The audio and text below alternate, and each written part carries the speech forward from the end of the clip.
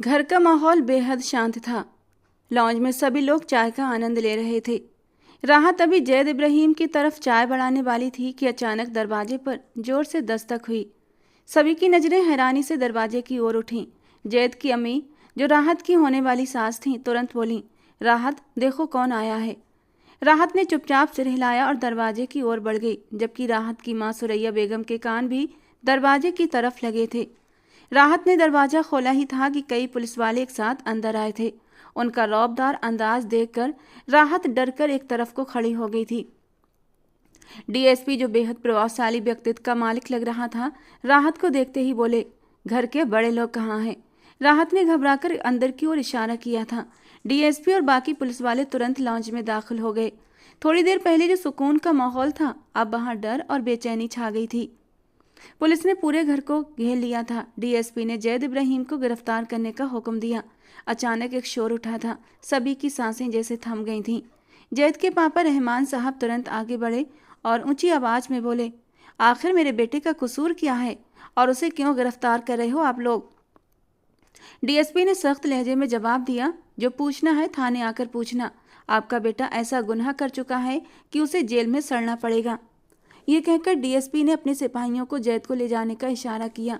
जैद का चेहरा गुस्से से लाल हो चुका था, लेकिन वो चुप खड़ा रहा। राहत, जो बुरी तरह घबराई हुई थी, आगे बढ़ी और उनके रास्ते में खड़ी हो गई। उसकी आंखों में आंसू थे। वो भर्राई हुई आवाज में बोली, आप ऐसा क्यों कर रहे हैं? जैद ने कुछ नहीं किया।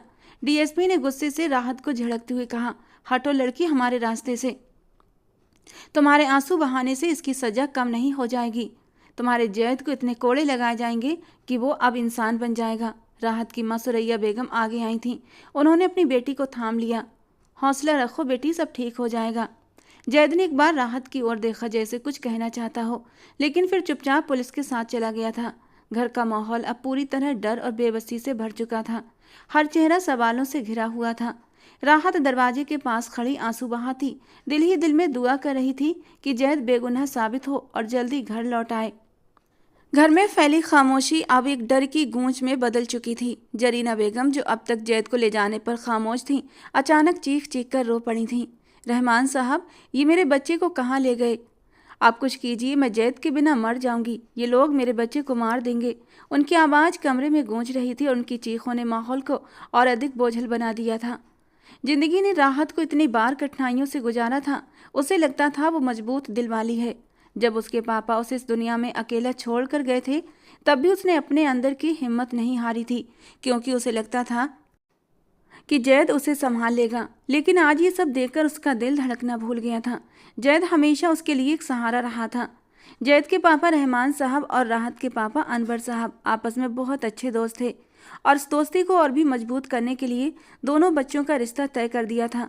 2 महीने के बाद शादी भी थी, लेकिन पता नहीं अनवर साहब को क्या हुआ कि कुछ ही दिनों से उनके सीने में दर्द महसूस होने लगा था और ये हार्ट अटैक के लक्षण थे जो कोई समझ ही नहीं पाया था। और एक दिन वो अपने सीने पर हाथ रखकर बैठते चले गए थे।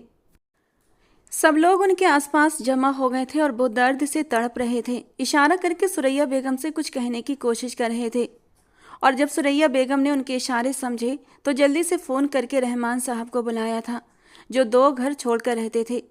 रहमान साहब को सामने देखकर अनवर साहब ने राहत का हाथ रहमान साहब के हाथों में दिया था कि मेरी बेटी का हमेशा ख्याल रखना। और रहमान साहब ने भी अपने मरते हुए दोस्त से वादा किया था। और तब अनवर साहब ने एक हिचकी ली थी और खामोश हो गए थे और लोगों पर गम के पहाड़ टूट पड़े थे। लेकिन उस समय रहमान साहब ने और जैद ने उन दोनों को संभाला था। हालांकि जरीना बेगम राहत को कुछ इतना खास पसंद नहीं करती थीं। सुरैया बेगम के पास अब रहने का ठिकाना नहीं था, क्योंकि वो किराए के मकान में रहती थीं और अब जब कमाने वाला ही नहीं रहा तो मकान का किराया कहाँ से भरती। और रहमान साहब ने कुछ सोचते हुए सुरैया बेगम और राहत को अपने घर रहने की सलाह दी थी कि 2 महीने बाद तो वैसे भी शादी है। और यूं सुरैया बेगम ना चाहते हुए भी रहमान साहब के घर आ गई थीं। जब जरीना बेगम उस पर गुस्सा करती, जैद आगे बढ़कर उसे बचा लेता था। कभी कभी वो उसे डांटता भी था, ताने देता कि तुम मेरे सिर पर एक बोझ की तरह हो, मेरी नज़रों से दूर क्यों नहीं हो जाती। लेकिन कभी कभी उसका ख्याल भी रख लेता था। यही वजह थी कि राहत उसे नापसंद करते हुए भी दिल के किसी कोने में उसके लिए एक नरम कोना रखने लगी थी। जैद की सख्ती में कहीं ना कहीं उसे एक अपनापन महसूस होता था। जो राहत को उसके करीब होने का एहसास दिलाता। लेकिन आज जो कुछ हुआ था वो जैद के अच्छे होने का सबूत नहीं था। ये जुर्म, ये इल्ज़ाम, ये गिरफ्तारी, सब कुछ राहत के लिए किसी डरावने सपने से कम नहीं था। रहमान साहब, जो अब तक एकदम शांत दिख रहे थे, गुस्से से बोले, तुम परेशान मत हो जरीना, मैं जा रहा हूँ, मैं देखता हूँ इन पुलिस वालों को। हमारे बेटे को कुछ नहीं होगा, मैं सब संभाल लूँगा, तुम होश में आओ। ये कहते हुए वो जल्दी से अपनी गाड़ी की चाबी उठाने लगे। उनके शब्दों में आत्मविश्वास कम और गुस्सा ज़्यादा था, जैसे वो खुद को यकीन दिलाने की कोशिश कर रहे हों कि सब ठीक हो जाएगा। मैं भी आपके साथ चलूँगी अंकल। राहत अपने आंसू पोंछते हुए आगे बढ़ी थी। वो दरवाजे की ओर बढ़ते हुए एक पल के लिए रुके थे। पलटकर राहत की ओर देखा और गहरी सोच में पड़ गए। फिर सख्त लहजे में बोले, अच्छा चलो।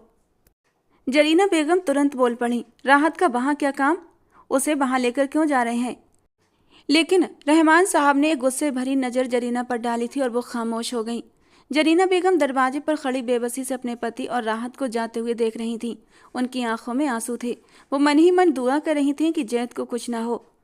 रास्ते भर गाड़ी में खामोशी छाई रही। पुलिस स्टेशन के करीब पहुंचते ही राहत का दिल डर से और तेज धड़कने लगा। न जाने क्यों उसे लगा कि आज की रात उसकी जिंदगी की उन पलों में शामिल होने वाली थी जो कभी न भूलने वाले थे। पुलिस स्टेशन का माहौल गहरी खामोशी में डूबा हुआ था। रहमान साहब और राहत अंदर दाखिल हुए। एक ठंडी सी हवा ने उनका स्वागत किया था। राहत का दिल जैसे धड़कना भूल रहा था। उसका सिर गुलाबी दुपट्टे से ढका हुआ था।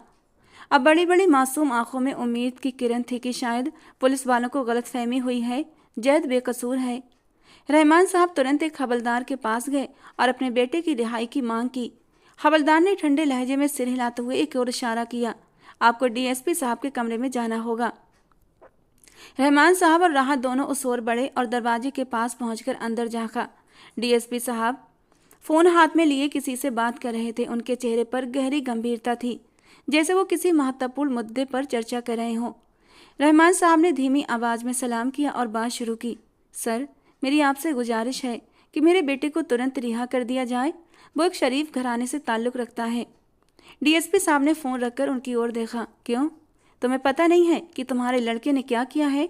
डीएसपी साहब ने गुस्से से कहा, वो ड्रग्स के केस में फंसा है। इसके साथ साथ न जाने अब तक कितनी लड़कियों की जिंदगियां बर्बाद कर चुका है। उन्हें झांसा देकर उनकी फैमिली से दूर करके उन्हें मोटी पार्टी को सौंप देता है। हमें तो ये लगता है कि वो यहाँ से जल्दी नहीं निकल पाएगा। उस पर भारी आरोप लगाए गए हैं और जिन कामों में वो शामिल है उसमें उसकी रिहाई नामुमकिन है। ये सुनकर रहमान साहब की हालत अचानक बदल गई। उनका चेहरा गुस्से और फिर अविश्वास के मिले जुले भावों से सख्त हो गया।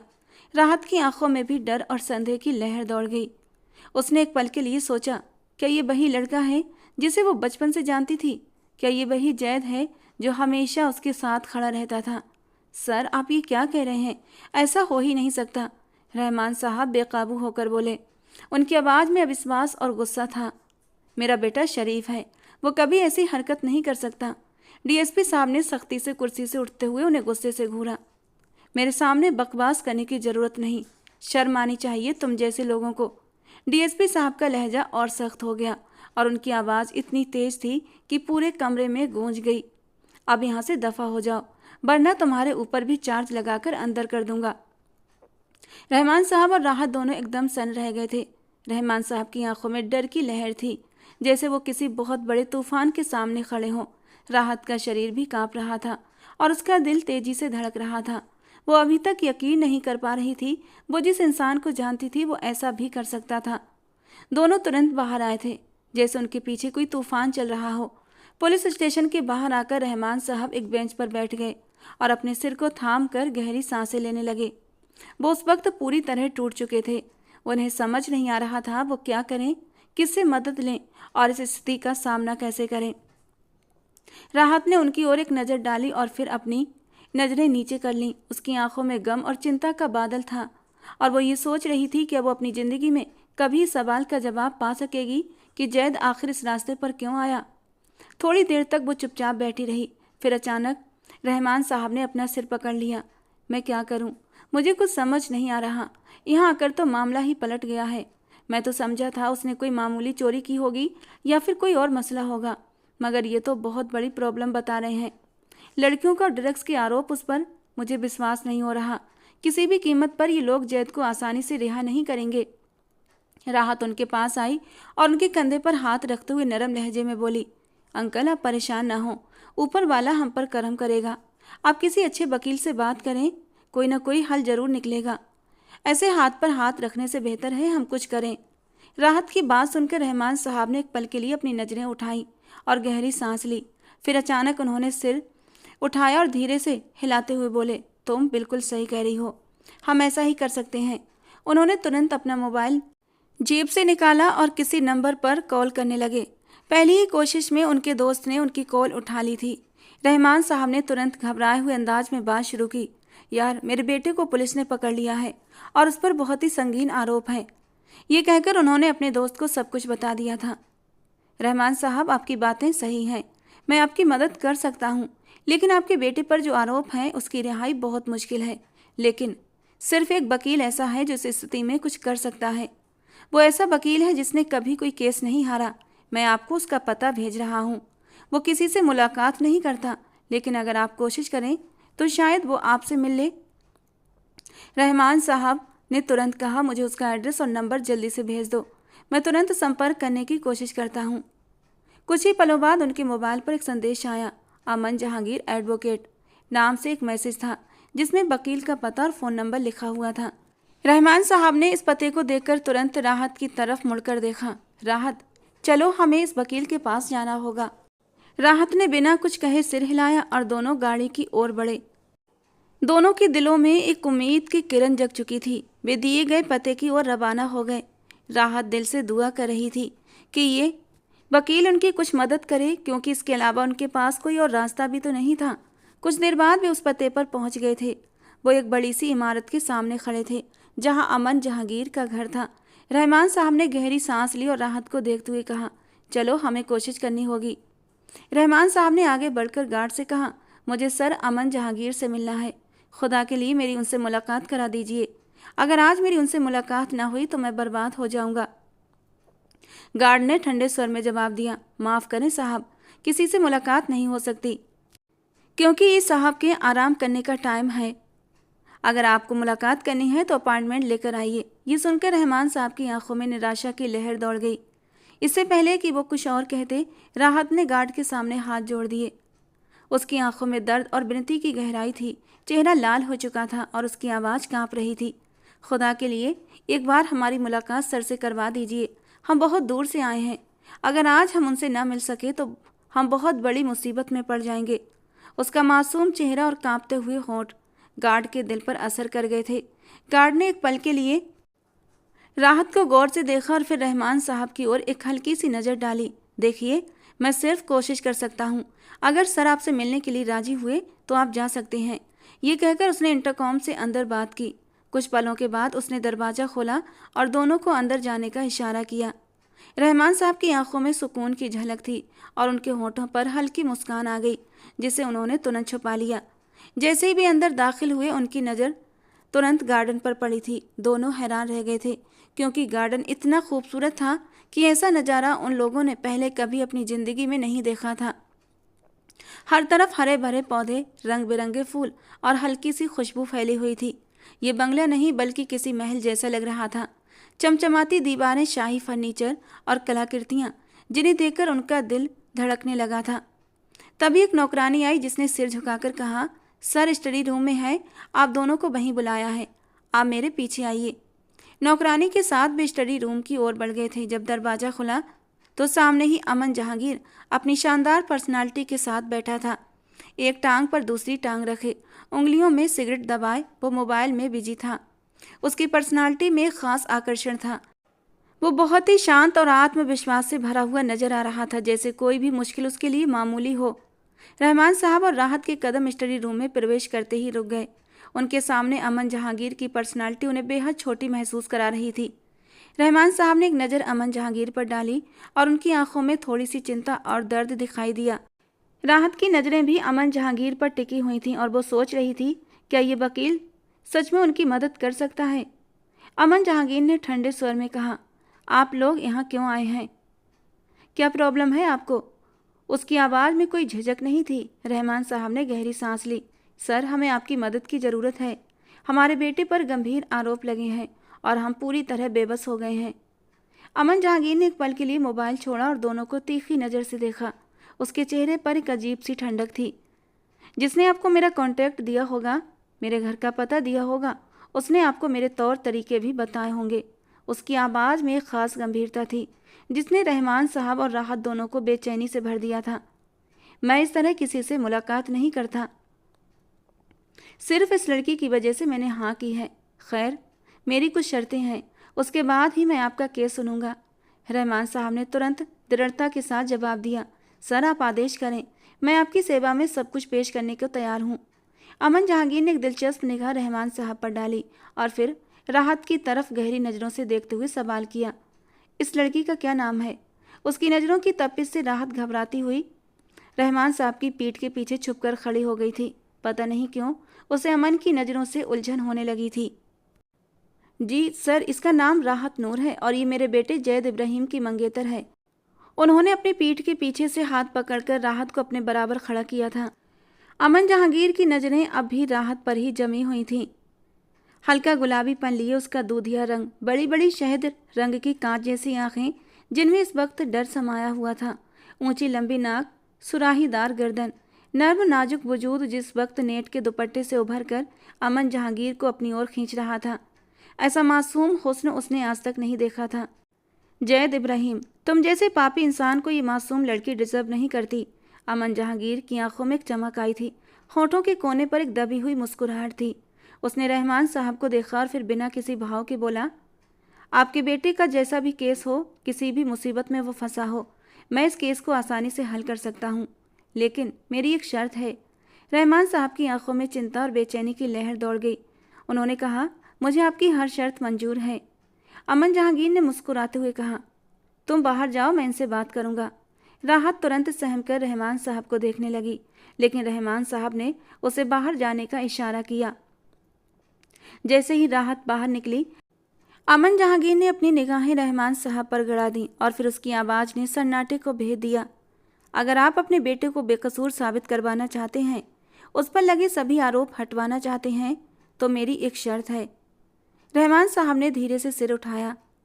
मैं जैद इब्राहिम की मंगेतर राहत नूर के साथ एक रात बिताना चाहता हूँ। अगर आपको ये मंजूर है तो मैं ये केस सुनूंगा, वरना आप यहाँ से चले जाएं। रहमान साहब उस पल में पूरी तरह से स्तब्ध रह गए थे, जैसे उनके शरीर से सारी ताकत छिन गई हो। उन्होंने फटी फटी निगाहों से अमन जहांगीर को देखा। उनके दिमाग में ज़बरदस्त शोर था, जैसे वो इस बात को समझ न पा रहे थे। उनका दिल डूबने लगा और उनकी जुबान जैसे सूख गई थी। आप क्या कह रहे हैं? रहमान साहब की आवाज़ में डर और हैरानी का मेल था। अमन जहांगीर ने उनकी कमजोरी को महसूस किया और ठंडे लहजे में कहा, यही शर्त है रहमान साहब, इसके बिना आपका बेटा ना तो बच सकता है और ना ही आपका केस हल हो सकता है। रहमान साहब की आंखों में अब एक अजीब सी लाचारी और बेचैनी थी। वो असहाय हो गए थे, जैसे सारी शक्ति उनके शरीर से छिन चुकी थी। उनके दिल में एक बड़ा भारी तूफान मचा हुआ था, जिसमें खुद की इज्जत, राहत की इज्जत और अपने बेटे की जिंदगी का संघर्ष चल रहा था। अमन जहांगीर की आंखों में कोई भावना नहीं थी। वो बिल्कुल बेपरवाह नजर आ रहा था, जैसे उसके लिए ये कोई बड़ी बात ना हो। उसकी पर्सनालिटी में छुपी गहराई और ताकत का असर साफ झलक रहा था, और रहमान साहब की आंखों में लाचारी के सिवा कुछ भी न था। अमन जहांगीर ने तुरंत अपने मोबाइल पर कॉल डायल किया और इशारा किया रहमान साहब चुप रहें। उसने कॉल को स्पीकर पर डाल दिया ताकि रहमान साहब भी सुन सकें। अमन एक गंभीर लहजे में बोला, जैद इब्राहिम नाम का कोई केस आया है क्या? डीएसपी साहब की आवाज़ तुरंत उसके कानों तक पहुंची। जी सर, आया है। आप उसे जानते हैं क्या? अगर आप चाहते हैं तो मैं अभी रिहाई दे देता हूँ। सब ठीक है? रहमान साहब ये आवाज़ सुनकर हैरानी से अमन जहांगीर की तरफ देखने लगे।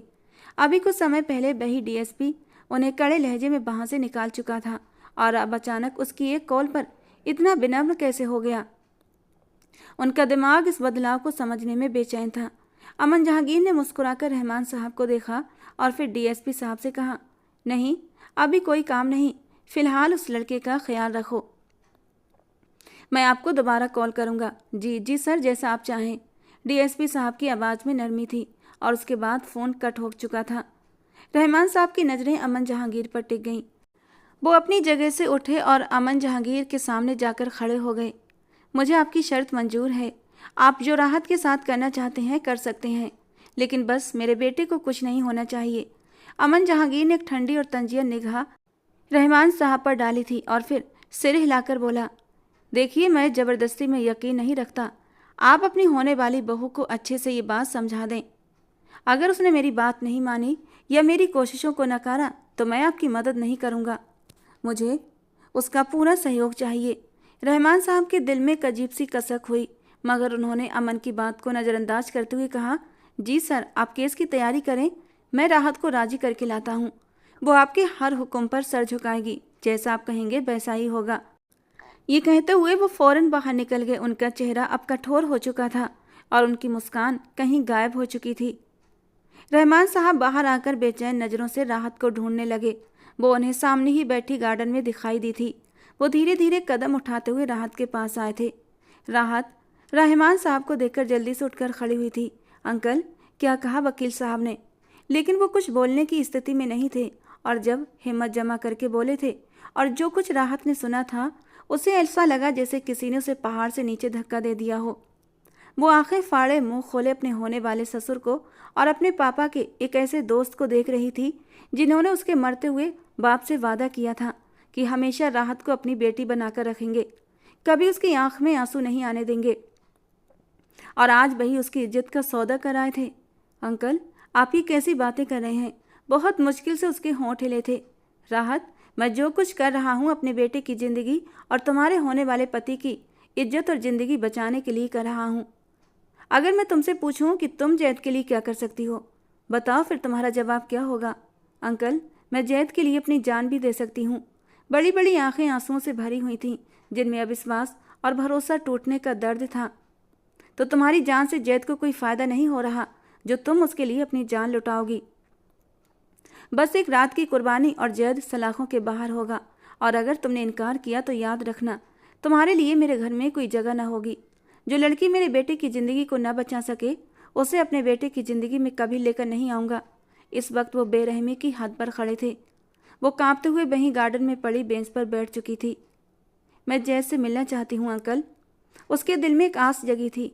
ठीक है, मैं तुम्हारी ख्वाहिश ज़रूर पूरी करूँगा, लेकिन तुम्हारा जवाब हर कीमत पर हाँ में होना चाहिए। और मैं नहीं चाहता तुम जैद के सामने जाकर ये सब बात करो। उसने बेबसी से रहमान साहब को देखा था, लेकिन फ़िलहाल तो उसे बस जैद से मिलना था। आगे उसने क्या करना था बाद में डिसाइड करना था। रहमान साहब अंदर अमन के पास गए, उसे ये बताने कि उन्हें थोड़ा सा टाइम और चाहिए। वो जैद के सामने बेबस निगाहें लिए खड़ी थी और जैद नजरें झुकाए चुपचाप खड़ा था। जैद, क्यों किया तुमने ये सब कुछ? उसके बोलने के अंदाज में क्या कुछ नहीं था, दर्द, बेबसी और लाचारी। राहत, तुम्हें भी ऐसा लगता है कि मैं कसूरवार हूँ? मैंने कुछ नहीं किया। इन लोगों ने सिर्फ शक की बुनियाद पर मुझे गिरफ्तार किया है।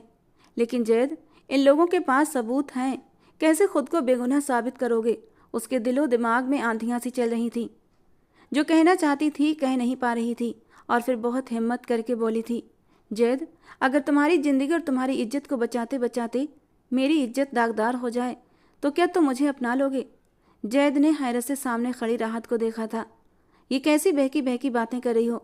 आखिर कहना क्या चाहती हो?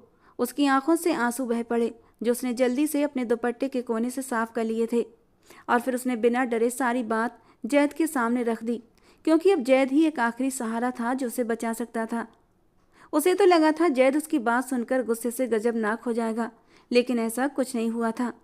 वो एक गहरी सांस खींचकर रह गया था और आगे वो बहुत ही बेरहमी और संगदिली से बोला था, राहत, अगर मेरी ही ज़िंदगी नहीं बची तो फिर तुम खुद को बचाकर भी क्या करोगी? मुझे लगता है अमन जहांगीर की शर्त मान लेने में कोई बुराई नहीं है। और राहत को उसकी बात सुनकर ऐसा लगा था जैसे जीने की आखिरी उम्मीद भी छिन चुकी थी। वो तो एक बेगैरत इंसान से दिल लगा बैठी थी। उसे सामने खड़े इंसान से घिन और नफरत महसूस होने लगी थी। वो उल्टे कदमों वापस आ गई थी और जैद उसे आवाज़ें देता रह गया था, हरगिज़ भी नहीं, मैं अपनी इज्जत का सौदा नहीं करूँगी एक ऐसे इंसान को बचाने के लिए जो खुद अपनी होने वाली बीबी की इज्जत दांव पर लगा रहा था। मुझे नहीं रहना इन बेगैरत लोगों के बीच। वो आंसू पोंछती हुई पुलिस थाने से बाहर निकली थी, लेकिन रहमान साहब तो उसका ही इंतजार कर रहे थे, क्योंकि राहत उनके बेटे की ज़िंदगी के लिए आखिरी उम्मीद की किरण थी। वो उन्हें नज़रअंदाज करते हुए आगे बढ़ी थी, जबकि रहमान साहब ने उसकी कलाई पकड़ी थी। कहाँ जा रही हो? हमें अभी और इसी वक्त अमन जहांगीर के पास जाना पड़ेगा। उसने एक झटके से अपना हाथ छुड़ाया था। हरगिज़ भी नहीं। निकाल दें आप मुझे अपने बेटे की ज़िंदगी से, अपने घर से, लेकिन मरकर भी अपनी इज्जत का सौदा नहीं करूंगी। नहीं रहना मैंने आप जैसे लोगों के घर में। वो चीख पड़ी थी और रहमान साहब ने उसकी कलाई को मजबूती से दबोचा था। खबरदार, खबरदार, जो एक शब्द भी मुंह से निकाला, चलो और कुछ भी बोलने की ज़रूरत नहीं है। वो उसे खींचते हुए गाड़ी में बिठा चुके थे और सीधा अमन जहांगीर के कोठी पर जा पहुंचे थे। अपनी मर्जी से अमन जहांगीर के पास चली जाओ, वादा करता हूँ इतना सब कुछ हो जाने के बाद भी अपने घर की बहू बनाऊंगा। और अगर मेरी बात न मानी तो भूल जाओ कि तुम्हारी माँ अब इस दुनिया में जिंदा है। और वो उसे बेबस निगाहों से उस इंसान को देख कर रह गई थी। वो चुपचाप गाड़ी का दरवाज़ा खोलकर निकल गई थी और मुर्दा कदमों से कोठी के अंदर दाखिल हो चुकी थी, जहाँ बाहर हॉल में ही अमन जहांगीर सोफे पर टांग जमाए बैठा था। जैसे उसे उम्मीद थी राहत जरूर आएगी। वो उसके सामने जाकर खड़ी हो गई और अमन के होठों पर एक मुस्कान उभरी थी। सोफे से उठकर उसने उसकी कलाई पकड़ी और सीधा रूम के अंदर ले गया। सोफे पर बिठाते हुए खुद भी उसके करीब बैठा था। हो गई तसल्ली तुम्हारे दिल को? किस उम्मीद से तुम उस जैद के पास गई थी कि वो तुम्हें बचा लेगा? अच्छी तरह जानता हूँ मैं उस इंसान को। बेहद जालिम इंसान है वो, जिसे लड़कियों की इज्जत का ख्याल नहीं, जो उनकी सौदेबाजी करता है। वो भला तुम्हारी इज्जत को क्यों खातिर में लाएगा? तुम भी उसके लिए एक आम सी मामूली लड़की हो, जिस वक्त उसकी जान और इज्जत बचाने के लिए एक मोहरा हो। ये कहते कहते अमन ने हाथ बढ़ाया उसके आंसू पोंछने के इरादे से, लेकिन राहत बिदक कर सोफे से खड़ी हो गई थी। नहीं, प्लीज़ मेरे करीब मत आना, मैं जी नहीं सकूंगी, मैं मर जाऊंगी। वो फूट फूट कर रो पड़ी थी। आप मेरे साथ एक रात बिताना चाहते हैं ना? मैं राजी हूँ। आप मेरे साथ एक नहीं, दो नहीं, जितनी चाहे रातें गुजार सकते हैं। मैं उफ तक नहीं करूँगी, बल्कि आपको अपनी तरफ से खुली इजाज़त दूंगी। लेकिन बस आपसे हाथ जोड़कर एक ही रिक्वेस्ट है, मेरे करीब आने से पहले मुझसे एक जायज़ रिश्ता जोड़ लें, मुझसे निकाह कर लें। उसके बाद मेरे करीब आएंगे तो कम से कम मुझे ये तो सुकून होगा कि मैं एक जायज़ रिश्ते के बाद ही आपके करीब आई हूँ। नाजायज़ तरीके से आप मेरे करीब आए तो मुझे खुद से ही घिन महसूस होगी। जब आपका मुझसे दिल भर जाए तो आप मुझे तलाक दे देना। और उसकी ये बातें सुनकर अमन एक गहरा सांस खींचकर रह गया था।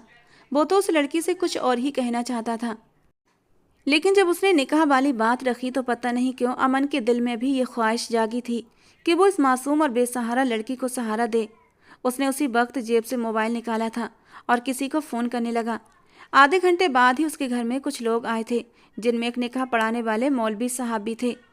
और उन लोगों को देखकर राहत को थोड़ा सा सुकून महसूस हुआ था, लेकिन आंखों से आंसुओं की नमी कम नहीं हुई थी। कुछ ही देर में वो अमन जहांगीर के नाम हो चुकी थी। अमन उन लोगों को छोड़ने बाहर जा चुका था और जब थोड़ी देर बाद कमरे में दाखिल हुआ तो उसके हाथ में खाने की ट्रे थी, जो उसने राहत के सामने रख दी। राहत बेहिस बेहरकत बेड पर बैठी हुई थी। वो अब अमन को खुद के करीब आने से रोक नहीं सकती थी, क्योंकि वो खुद ही उसको ये हक दे चुकी थी। लेकिन चेहरे पर दुखों के गहरे साए थे। उसने ये तो नहीं सोचा था जो उसकी ज़िंदगी में ये भयानक सपने की तरह गुजर रहा था। अमन गहरा सांस लेते हुए उसके सामने बैठा था। तुम खाना खाकर आराम से रिलैक्स करके सो जाओ, मुझे जैद इब्राहिम के केस को स्टडी करना है। वो उठकर जाने लगा कि तभी पीछे से राहत की आवाज़ आई थी। तो क्या अपनी शर्त के मुताबिक आप जैद को रिहा करवा देंगे, ये जानते हुए भी कि वो मुजरिम है? मैं इतना बेवकूफ़ नहीं राहत कि एक लड़की की कुछ पल की संगत के लिए उस खतरनाक मुजरिम को यूं ही छोड़ दूं। तुम्हें अपने पास रखने का मेरा कुछ और ही मकसद था। एक रात के बहाने मैं रहमान साहब से तुम्हें इसलिए मांगा था ताकि मैं जैद की पूरी सच्चाई बिद सबूत के जान सकूं, और ये भी मेरे गेम का हिस्सा था। अगर वो तुम्हें मेरे हवाले कर देते तो मेरे हाथ एक और बड़ा सबूत लग जाता, जो कि अब लग चुका है। उसके चेहरे पर एक गहरी मुस्कान थी, जैसे उसका काम आसान हो गया था। वो आगे बोला, लेकिन तुम जिस तरह डरी हुई थी, जिस तरह जैद और रहमान साहब ने तुम्हें मेरे हवाले कर दिया, मुझे बहुत दुख महसूस हो रहा था कि जो लोग तुम्हारी इज्जत की परवाह ना कर सके और अपनी इज्जत और ज़िंदगी को बचाने में लग गए, वो आगे तुम्हारा क्या साथ देंगे? क्या वो लोग तुम्हें कबूल कर लेते जब तुम एक रात गुजार कर उन लोगों के पास जाती? हरगिज़ भी नहीं। इसीलिए मैंने तुम्हें अपना कर तुम्हें वो मान और सम्मान दिया है जिसकी तुम हकदार हो। घबराओ मत, मैं तुम्हें कुछ भी नहीं कहूँगा। बस मैं पूरी रात केस स्टडी कर लूँ, उसके बाद तुम्हें जैद के खिलाफ गवाही देनी होगी। बोलो मंजूर है। लेकिन लेकिन सर, मेरी माँ उस घर में अब तक मौजूद है। चिंता मत करो, तुम्हारी माँ को कुछ नहीं होगा, वादा करता हूँ। और राहत कुछ पल सोचने के बाद गर्दन हाँ में हिला चुकी थी और वो हल्के से मुस्कुराता हुआ कमरे के साथ लगे स्टडी रूम में जा चुका था, जबकि राहत अपने आंसू पोंछते हुए सामने रखे खाने को देखने लगी थी। उसका बिल्कुल भी मन नहीं कर रहा था, इसलिए खाने की ट्रे टेबल पर रखकर तकिया सही करके लेट गई थी। उसे विश्वास नहीं हो रहा था कि इस दुनिया में जैद इब्राहिम जैसे लोग हैं तो अमन जहांगीर जैसे अच्छे लोग भी मौजूद हैं। और फिर अगले ही दिन रहमान साहब अमन जहांगीर की कोठी पर हाजिर थे।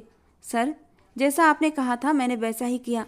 अब आप लड़की को हमारे हवाले कर दें और मेरे बेटे को बाइज्जत बरी करवा दें। रहमान साहब की बात पर अमन जहांगीर तंजिया कहा लगाकर हंस पड़ा था। राहत के बारे में भूल जाएं कि अब मैं उसे आपके हवाले करूंगा, क्योंकि अब वो मेरी इज्जत बन चुकी है। रात ही मैंने उससे निकाह कर लिया है और मैं अपने उसूलों का गिरा हुआ नहीं हूँ जो नाजायज़ तरीके से एक लड़की का फ़ायदा उठाता। खैर, ये सब छोड़ें, आपके बेटे के केस की सुनवाई 3 दिन बाद अदालत में होगी। अभी फ़िलहाल आप जा सकते हैं। ये कहकर अमन जहांगीर रुका नहीं था, लंबे लंबे कदमों से अपने कमरे में जाकर बंद हो गया था, जबकि रहमान साहब तो हक्का बक्का कितनी देर तक खड़े रहे थे। उन्हें तो विश्वास ही नहीं हो रहा था कि वो राहत से निकाह कर चुका था। खैर, उन्हें ज़्यादा परवाह नहीं थी, उन्हें तो बस अपने बेटे को बचाना था। और 3 दिन बाद जैद इब्राहिम के केस की सुनवाई थी और जब वहाँ पर अमन जहांगीर ने अपने सबूत पेश किए और गवाह के तौर पर राहत को कटघरे में खड़ा किया तो जैद इब्राहिम और रहमान इब्राहिम के तो जैसे पसीने छूट गए थे। राहत ने अपना बयान दिया था कि जो इंसान अपनी होने वाली पत्नी का सौदा कर सकता है तो इस बात में कोई शक नहीं, वो और लड़कियों की इज्जत का भी सौदा कर चुका है। और फिर उसने जज साहब को सब बता दिया था कि जैद ने खुद को बचाने के लिए किस तरह उसे अमन जहांगीर के पास भेजा था। कुछ और भी सबूतों के मद्देनज़र जैद को सख्त सज़ा सुनाई गई थी। राहत ने एक नज़र उठाकर कटघरे में खड़े जैद इब्राहिम को देखा था, जिसकी आंखों के कोनों पर नमी चमक रही थी और वो गुस्से से लाल पीला हो रहा था। राहत को दुख हुआ था। उसने इस इंसान के हवाले से न जाने कितने सपने सजाए थे, उसे अपना सब कुछ माना था। उसकी आंखों से आंसू बहकर गालों पर आए थे और जैद इब्राहिम भी उसे ही देख रहा था और ये मंजर अमन जहांगीर की आंखों से छुपा न रह सका। अमन जहांगीर राहत की आंखों से बहते आंसुओं का कुछ और ही मतलब निकाल ले गया था। अदालत के बाहर शाम का मंजर था। फिजा में एक अजीब सी खामोशी छाई हुई थी, जैसे सब कुछ पल भर के लिए रुक सा गया हो। अमन जहांगीर ने राहत की कलाई थाम रखी थी। उसके हाथों की सख्ती से ये जाहिर हो रहा था कि उसके भीतर भावनाओं का तेज तूफान बेकाबू हो रहा है। राहत ने बेबसी से उसके चेहरे की ओर देखा, जहां गुस्सा, जुनून और एक अजीब सी नापसंदीदगी झलक रही थी।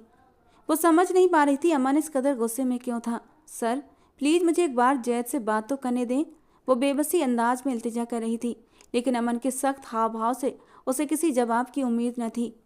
अमन ने बिना कुछ कहे उसे गाड़ी की तरफ ले जाकर फ्रंट सीट पर धकेला और खुद ड्राइविंग सीट पर आकर बैठ गया था और राहत उसके सख्त रवैये से डर गई थी। सर, ये सब सही नहीं है, मुझे बस एक पल चाहिए था, मैं उससे बात करना चाहती हूँ।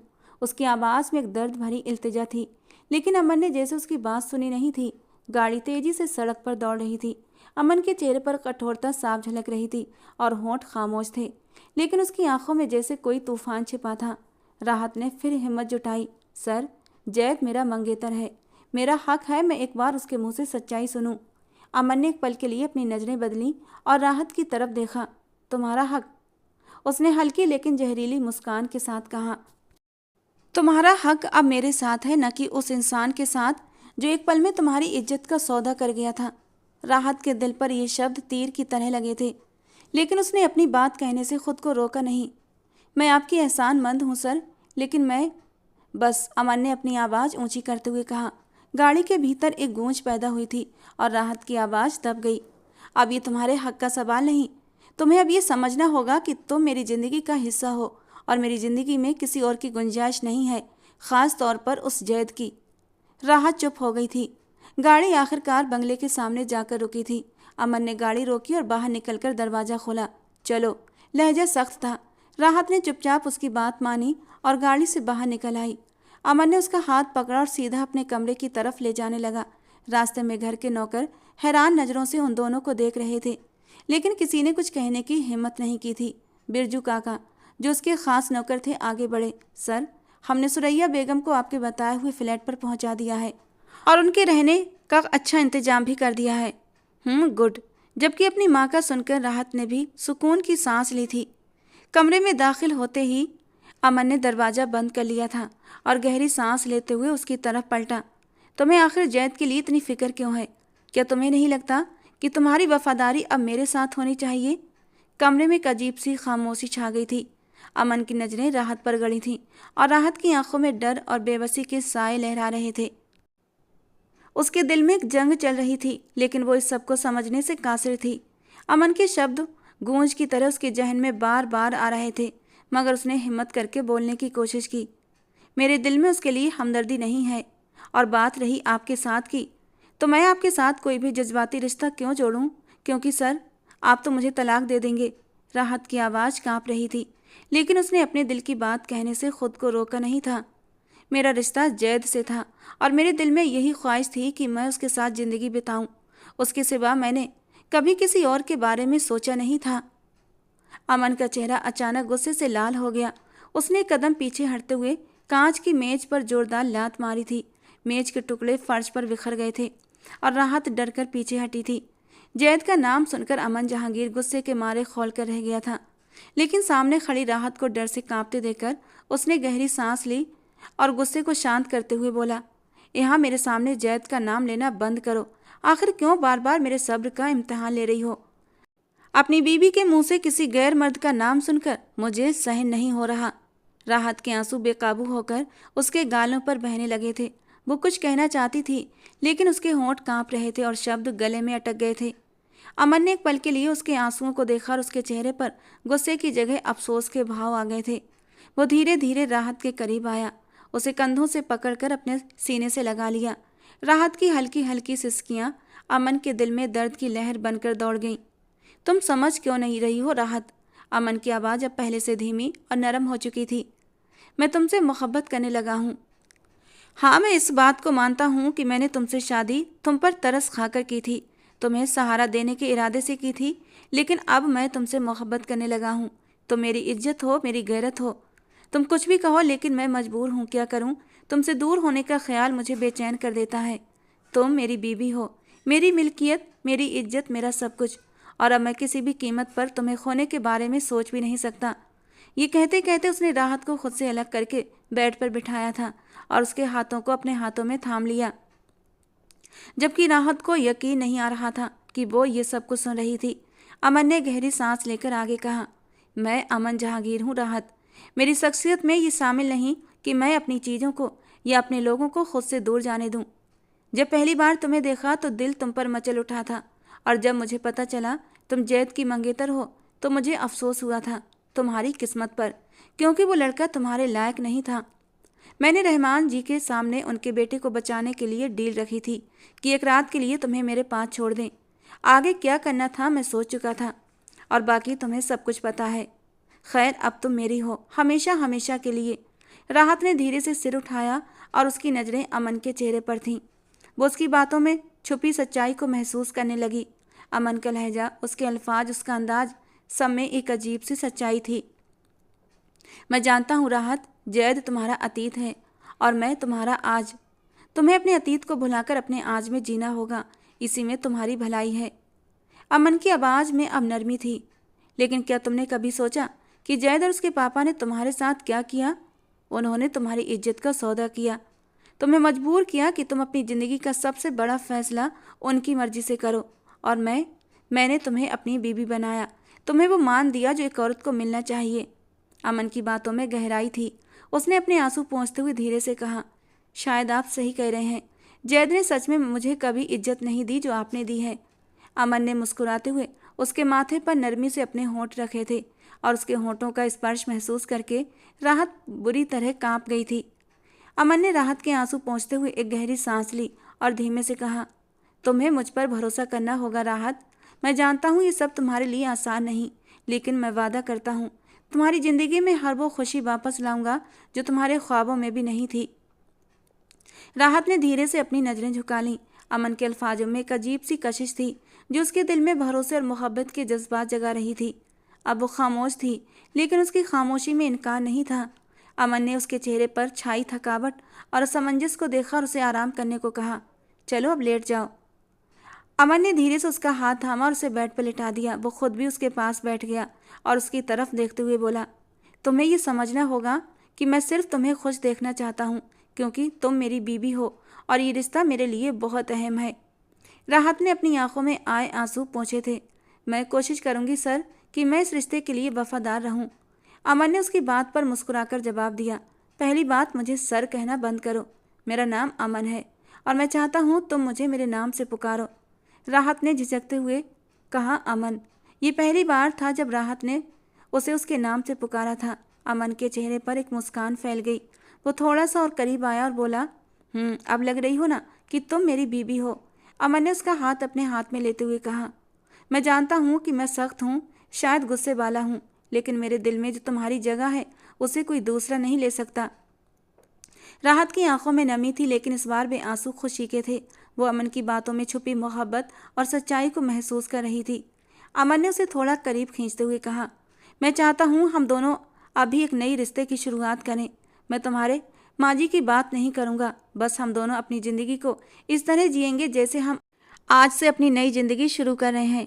ये कहते कहते अमन जहांगीर ने हल्के से अपने होंठ उसके होंठों से रब कर दिए थे और इस हरकत पर राहत के पूरे शरीर में करंट दौड़ा था। उसने शर्माते हुए अपनी नजरें झुका लीं। अमन ने उसे तसल्ली दी और कहा, यह हमारी कहानी का नया अध्याय है और हम दोनों इसे मिलकर लिखेंगे और मैं वादा करता हूँ यह अध्याय हमेशा खुशियों से भरा होगा। और आज राहत की आंखों में इकरार था और इस इकरार को देखकर अमन जहांगीर कहाँ अपने होश में रहने वाला था। उसने साइड लैंप ऑफ कर दिया था और राहत के पहलू में लेटकर उसे अपनी बाहों में समेट लिया। वो धीरे धीरे उस पर बादल बनकर छा रहा था और राहत ने उसकी मजबूत पनाहों से निकलने की कोशिश नहीं की थी, बल्कि खुद अमन जहांगीर का साथ दे रही थी। और उसका साथ पाकर अमन जहांगीर और भी जुनूनी हुआ था। वो अपनी शिद्दतें उसके नर्म नाजुक वजूद पर लुटाने लगा था। तुम्हारी नाजुक खूबसूरती ने तो आज मुझे और भी दीवाना कर दिया, राहत। वो उसके कान में सरगोशी करने लगा था, जबकि राहत का चेहरा शर्म से लाल हो रहा था, क्योंकि वो कुछ ही देर में शर्मो हया के सारे पर्दे गिराते हुए उसकी गर्दन को चूमने लगा था। और अब धीरे धीरे उसके दहकते हुए होंठ उसकी ब्यूटी बोन से होते हुए धड़कनों पर जाकर रुक गए थे। नर्म नाजुक धड़कनों का एहसास अमन जहांगीर को किसी और ही दुनिया की सैर करा रहा था। और जैसे ही राहत की नरम गुदाज धड़कनों ने उसके होंठों का स्पर्श महसूस किया था, वो सिसकारी लेते हुए मचल उठी थी।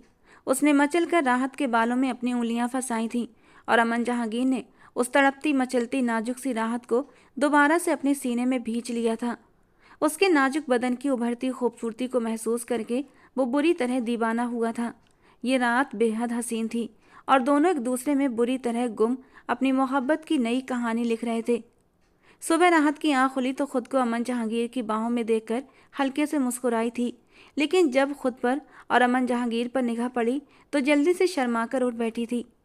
उसके उठने पर अमन जहांगीर की आंख खुली थी और दोबारा से खींचकर राहत को उसने अपनी बाहों में समेट लिया था।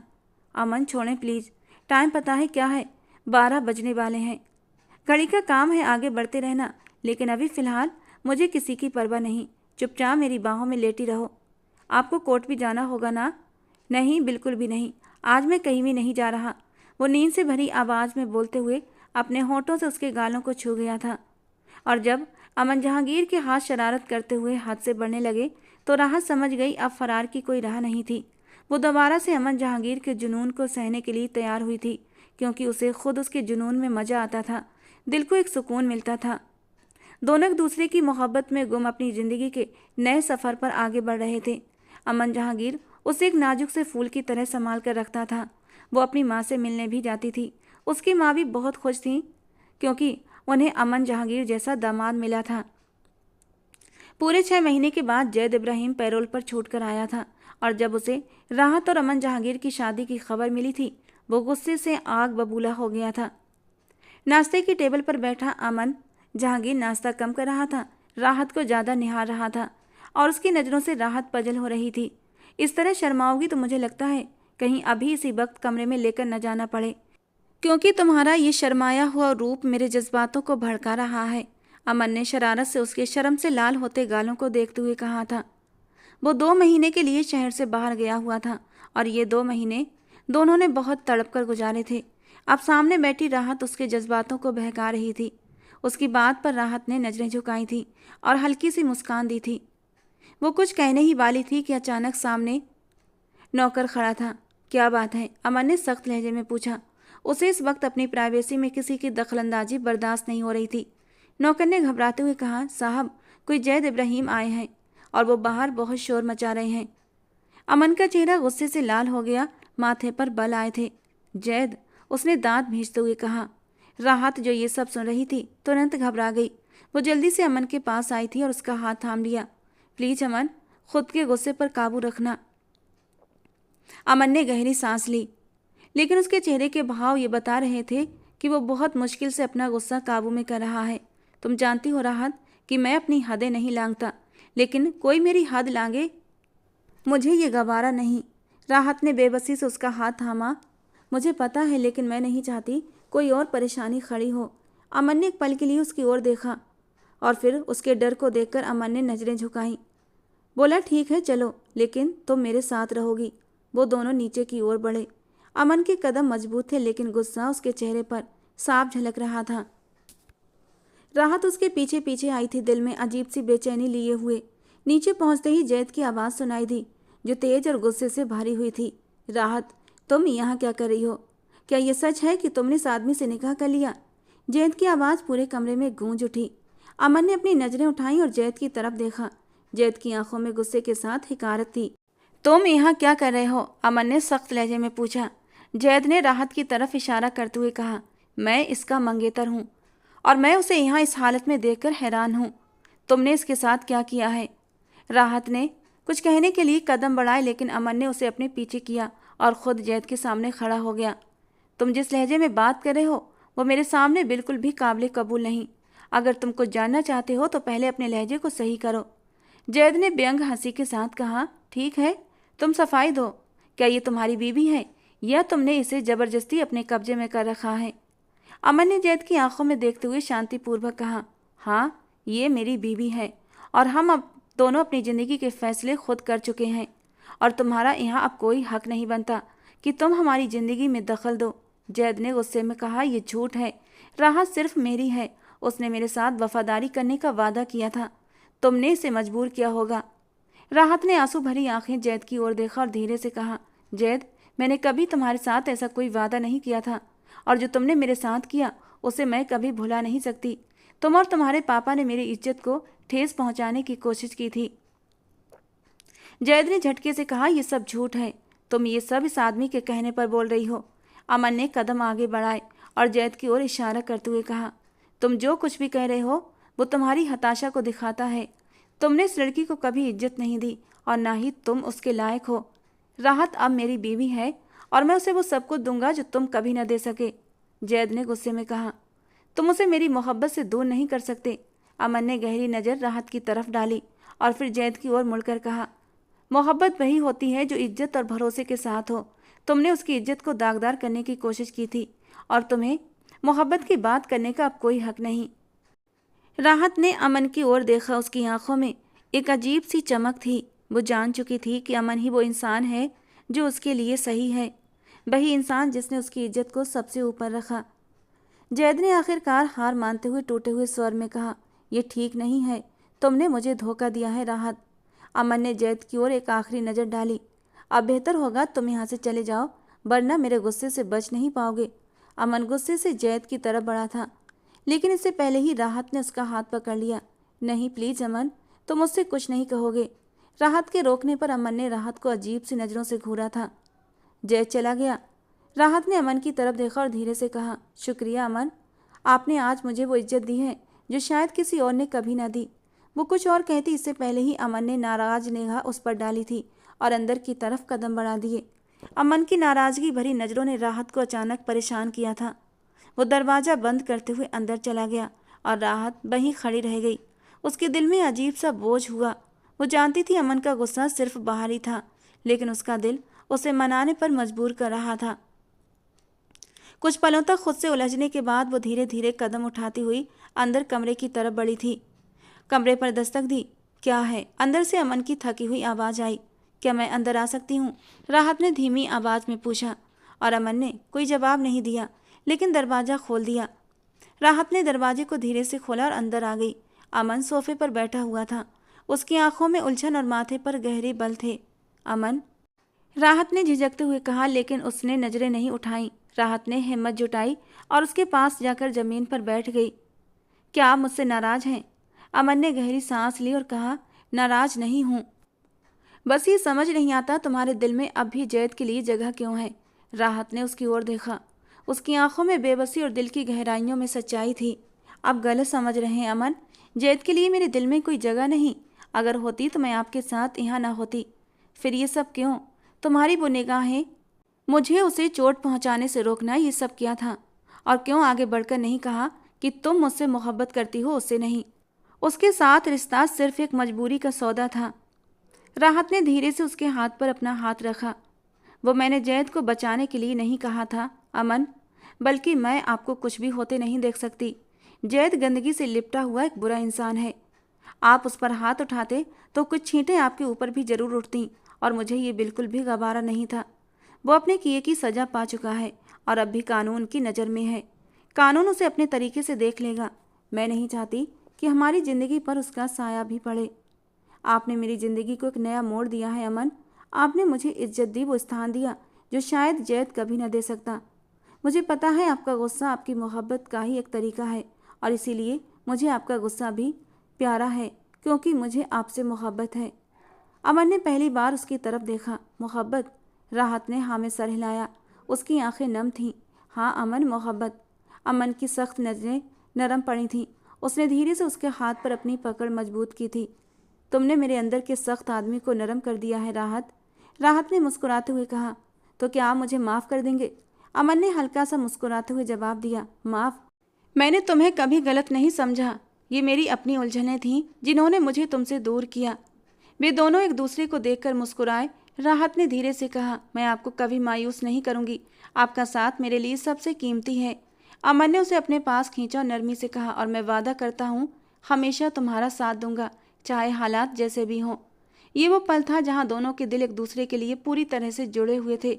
राहत ने अपने दिल में शांति महसूस की, और जब राहत को अपनी गर्दन पर गर्म सांसों का एहसास हुआ तो उसने कसमसाकर अमन की बाहों से निकलने की कोशिश की थी। लेकिन अब ये मुमकिन कहाँ था? 2 महीने से वो उसके लिए तड़प रहा था, और जब ये पल नसीब हुए थे तो मुमकिन ही नहीं था कि वो राहत को खुद से दूर जाने देता। उसने कसकर उसे अपनी बाहों में समेट लिया था, और कुछ देर की कोशिशों के बाद राहत ने भी अपना आप उसके हवाले कर दिया था और अमन को अपनी ज़िंदगी का एक अहम हिस्सा मान लिया था। ज़िंदगी में हर इंसान को इज्जत, मोहब्बत और विश्वास चाहिए। मोहब्बत का मतलब एक दूसरे के करीब आना और फिजिकल होना ही नहीं होता, बल्कि एक दूसरे को समझना, इज्जत देना और ज़िंदगी के हर मोड़ पर एक दूसरे के साथ खड़ा रहना होता है। जो इंसान आपकी इज्जत करे और आपकी रक्षा करे, वही आपका असली साथी होता है। दोस्तों, आज की हमारी कहानी कैसी लगी कमेंट बॉक्स में ज़रूर बताना। पसंद आई हो तो प्लीज़ लाइक करना। रोज़ एक नई कहानी सुनने के लिए हमारे चैनल को सब्सक्राइब करना। मिलते हैं दोस्तों अगली किसी नई रोमांटिक कहानी के साथ।